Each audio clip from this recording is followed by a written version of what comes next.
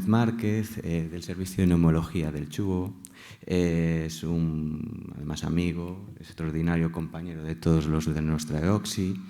Desarrolla ahora principalmente su actividad en torno al EPOC, donde en el Servicio de Neumología lleva la unidad monográfica de esta patología, la consulta monográfica, y es una de las personas, yo creo que en Galicia, con más autoridad en el tema, y ha dado muchas ponencias y muchas charlas sobre la EPOC. Además, tenemos la ventaja que, como los internistas, Hugo ha trabajado en muchos lugares, urgencias, vinculado a unidad de críticos, ámbito público, privado, como los internistas. Entonces, bueno, ya estás en tu ciudad, ya estás en tu casa y te damos la bienvenida a nuestro congreso. Buenos días a todos. Muchísimas gracias por la invitación, especialmente al doctor Verdeal. Me encanta cuando un moderador, aparte de moderador, es amigo, y eso se nota luego en la presentación. Así que muchas gracias a todos y gracias a los internistas, porque la verdad que es un placer estar en casa. Trabajar con Interna es muy fácil, nos lo hacen realmente fácil y la colaboración es mutua. Sin mucha más dilación, en 15 minutos hablar de la EPOC se presenta como algo complejo, complicado. 15 minutos son muy pocos para hablar de las guías. Sabéis que nace este mismo año la GOLD 2023, GES-EPOC 2021, y fundamentalmente es de lo que voy a hablar. 15 minutos dan para lo que dan. Lo primero que nos propone GOLD es la definición de la EPOC, donde sí que fue muy criticada la definición porque en ningún momento vemos la noxa fundamental, que es la exposición a gases nocivos o diferentes partículas, la fundamental, el tabaco. Sabéis que el tabaquismo se está feminizando, al igual que la EPOC. El tabaco pues, es una droga, desde luego, y una enfermedad crónica y adictiva, una enfermedad a la cual afecta al 16% de las mujeres en nuestro país y un 23% de los hombres. Y probablemente el paciente que no tenga esa exposición etiológica, esa noxa, ese tabaco, probablemente no desarrolle la EPOC. Pero veremos más cosas más adelante, diferentes etiotipos de la EPOC. La define como una afectación pulmonar heterogénea caracterizada por unos síntomas respiratorios que conocéis perfectamente, con anomalías de vías respiratorias y que provocan una obstrucción. Nosotros, cuando hacemos los neumólogos la espirometría, lo que determinamos es un volumen expirado en el primer segundo versus el volumen expirado en toda una capacidad vital forzada. ¿Qué significa esto? Que cuando el bronquio está constreñido, el paciente tarda mucho en expirar. Un pulmón sano en 5 o 6 segundos está vaciado. Un pulmón con EPOC tardamos a lo mejor 12, 13, 14 segundos en expirar. Eso es lo que va a definir la obstrucción. ¿Y qué significa esa obstrucción fija e irreversible? Significa que el paciente no es asmático. El asmático revierte, abre su bronquio. El paciente con EPOC no. ¿Significa esto que darle inhaladores no mejora a nuestro paciente? No. Significa que la obstrucción, que sea fija y irreversible, va a mejorar sus capacidades residuales, el intercambio gaseoso, la tolerancia al ejercicio físico, la capacidad de ejercicio, la calidad de vida.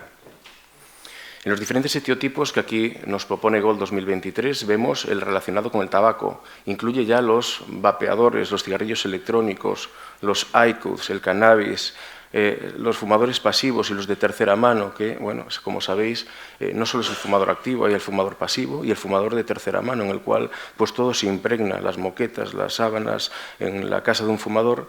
No sé si lo sabéis, pero cuando un paciente fuma, hasta que vuelva a entrar en su casa, si fuma o no en el balcón, pues tarda 10 minutos en eliminar todos esos tóxicos. Y eso pues afecta a los niños pequeños que están jugando a la moqueta, afecta a la paciente o el paciente que está en su casa y que no fuma, pero sí recibe el de su pareja, etcétera, etcétera. Hay una EPOC genética, el déficit de alfa-1-antitripsina, que lo conocéis también. Hay una EPOC generada también por eventos prematuros, por ejemplo, pacientes que han sido prematuros, pacientes con bajo peso, con eventos infecciosos, bronquitis o bronquiolitis en la infancia, etcétera, etcétera. Pero también pacientes asmáticos. Como sabéis, una gran lacra de los asmáticos, entre otras cosas, la adherencia al tratamiento es muy baja y muchos de ellos fuman. Tienen una doble exposición para desarrollar EPOC. ¿Y cómo estamos en nuestro país? Fijaros, primer estudio Iberpop 1997, y en el año 2021 vemos que la prevalencia del EPOC ronda el 12% en nuestro país. Es decir, el 12% de las personas por encima de los 40 años en nuestro país tienen EPOC. Y fijaros que el infradiagnóstico poco hemos mejorado en estos años. hacemos pocas espirometrías, consultamos poco, qué es lo que ocurre, pero desde luego el infradiagnóstico es importante. 7 de cada 10 tienen EPOC y no lo saben. Esto es algo muy importante. Sabéis que la EPOC ya constituye la tercera causa de muerte en nuestro país y nosotros desde GALEPOC hemos hecho intentar implementar con los medios de comunicación que la gente conozca lo que es la EPOC. Solo el 40%, y ya hemos mejorado mucho de la población gallega, conoce la EPOC, la enfermedad pulmonar obstructiva. Pero fijaros en un dato muy importante, y esto quiero reseñarlo, las mujeres casi un 10%. Fijaros desde el primer estudio, un 3%, cómo se han incrementado y se han, han fumado cada vez más en los últimos años y sabemos además y creemos que la carga genética de las mujeres, los bronquios más estrechos o diferentes cosas que todavía se están estudiando las hace más susceptibles a desarrollar EPOC a misma carga tabáquica. Los que trabajamos en hospitalización sabemos además que la punta del iceberg son las exacerbaciones. Las exacerbaciones matan, declinan la función pulmonar, hacen que el aparato respiratorio cada vez esté peor y eso se lo trasladamos a los familiares de nuestros enfermos. Cuando un paciente ingresa 5 o 6 veces es por algo, ¿no? Hay que mandarlo mal para casa, tal. No lo mandan mal, lo que pasa es que la función pulmonar da hasta donde da. Fijaros el impacto sociosanitario que tiene esto. Un paciente con EPOC gasta en torno a 3.500 euros al año. Y tenemos en torno a casi 4 millones de pacientes con EPOC y fijaros que 7 de cada 10 todavía están por ahí perdidos, no diagnosticados. El riesgo de la exacerbación está claro. Las exacerbaciones matan. Vemos aquí cifras importantes. Y el riesgo de una exacerbación, especialmente en pacientes con GOLD 1 y GOLD 2, es decir, aquellos que no tienen tanta obstrucción, que son leves moderados, declinan mucho más la función pulmonar. Fijaros, se van para casa peor. Concatenan exacerbaciones y una exacerbación aumenta la inflamación bronquial y hace que los pacientes incluso 2 meses y medio, 3 meses después no estén con el mismo estado de salud que previo al ingreso hospitalario.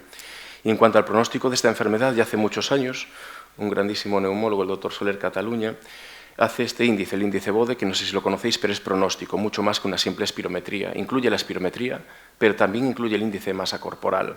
Los pacientes caquéticos, esos enfisematosos, desnutridos, caquéticos que respiran muchas veces con esa taquipnea, con esa respiración diafragmática, fijaros que viven menos. Es pronóstico. La disnea en el MRC y también el test de marcha. Aquellos pacientes que hacen menos ejercicio físico, que deambulan menos, que yugulan menos esa disnea, esa falta de aire, también viven menos. Es un factor pronóstico. GOLD 2022 os proponía estratificar a los pacientes en 4 letras, pero GOLD 2023 lo hace todo mucho más sencillo. Aparte de medir la obstrucción bronquial, que ya todos conocéis, en función de la espirometría, menos de un 30%, EPOC muy grave, entre el 30 y el 50%, EPOC grave. Estratifica a los pacientes en varias letras, A, B y E. La E es de exacerbación. Son pacientes que tienen al menos una hospitalización o 2 exacerbaciones moderadas, y esto se publicó hace muy poquito, y son pacientes exacerbadores. Da igual la carga sintomática que tengan. Pacientes del grupo A, pacientes con baja carga sintomática, medido por la MRC y por el CAT, y que tienen 0 una exacerbación pero sin ingreso, es decir, esos pacientes que podría llevar perfectamente a atención primaria. Y el grupo B, pacientes muy sintomáticos que sin embargo no exacerban, que los ve a atención primaria, le dan a lo mejor un corticoide una vez al año, pero son pacientes realmente con una alta carga sintomática. ¿Esto qué nos implica? Nos implica un paradigma y un tratamiento diferente. Fijaros, grupo A, esos pacientes de atención primaria, baja carga sintomática, no exacerbadores, un broncodilatador. GOLD 2022, yo me llevaba las manos a la cabeza cuando decían que tratar la EPOC con un SABA o un SAMA, un broncodilatador de acción corta, ¿no? Bueno, pues aquí ya nos dicen un broncodilatador pero de acción larga. El tratamiento pivotal de los broncodilatadores siempre la acción larga en los pacientes con EPOC. Tratamiento del EPOC estable, grupo B, la doble broncodilatación. ¿Por qué? Pacientes muy sintomáticos, mucha carga de síntomas, muy disneicos, pues hay que darle la máxima potencia broncodilatadora. Y los pacientes del grupo E, esos exacerbadores, una vez que los diagnosticamos generalmente por un ingreso hospitalario, también vamos a darle la máxima potencia broncodilatadora. Es decir, esto es algo sencillo, yo creo que asumible y fácil de entender. Sabéis que los eosinófilos, yo hace como creo que 10 años di una charla aquí de los eosinófilos y la verdad que me volví loco con los eosinófilos. Estaba de los eosinófilos hasta arriba, pero los eosinófilos durante toda esta década han tenido un valor pronóstico importante. Es un biomarcador que predice la respuesta al glucocorticoide inhalado. Y eso lo veis en los hemogramas. Los asmáticos, como tienen los eosinófilos muchas veces muy elevados. Los EPOC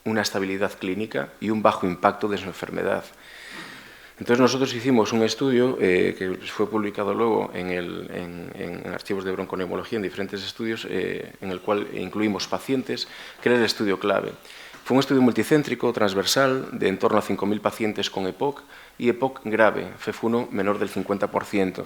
Y según nuestra valoración clínica en la consulta, veíamos que hasta aquí se ve bastante mal, un 30% tenían bajo impacto y estabilidad, pero un 70% de los mismos tenían alto impacto de su enfermedad o no estaban estables.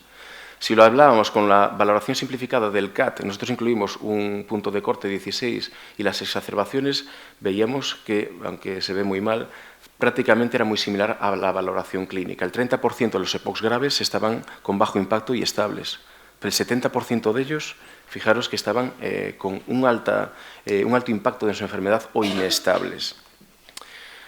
En cuanto a los dispositivos y la adherencia, lo hemos mentado ya. La adherencia al tratamiento inhalado es sumamente baja. Tenemos que, desde nuestra consulta, desde la hospitalización, en ese seno de la exacerbación de nuestro paciente con EPOC, decirle que es una enfermedad crónica, que la EPOC no es una enfermedad que solo se trata en el ingreso hospitalario, sino que requerimos de un tratamiento crónico, al igual que la diabetes, la hipertensión o la insuficiencia cardíaca. Y si podemos aunar en un único dispositivo todos los inhaladores, probablemente al paciente le estemos dando una solución a hacer la terapia broncodilatadora y esa falta de adherencia pues probablemente podamos mejorarla. Como conclusiones, el EPOC, lo hemos dicho, está infradiagnosticado, se está feminizando. Cada vez más la incorporación tardía al hábito tabáquico de las mujeres pues está teniendo ya consecuencias, pero estamos hablando que habitualmente es una enfermedad prevenible. Los rasgos tratables, la disnea y las exacerbaciones, por lo que tenemos que preguntar a nuestros enfermos. No solo tener en cuenta el tratamiento farmacológico, también hay otras esferas. La EPOC es una enfermedad que se inicia en el pulmón, pero luego adquiere un carácter ya multidimensional afectando pues, al corazón, al sistema pues, endocrinológico. Estamos hablando de pacientes con diabetes, con osteoporosis, etcétera, etcétera. Y en cuanto al tratamiento farmacológico, hemos de mejorar la adherencia y mejorar también la técnica inhalatoria. Y nada más, muchas gracias.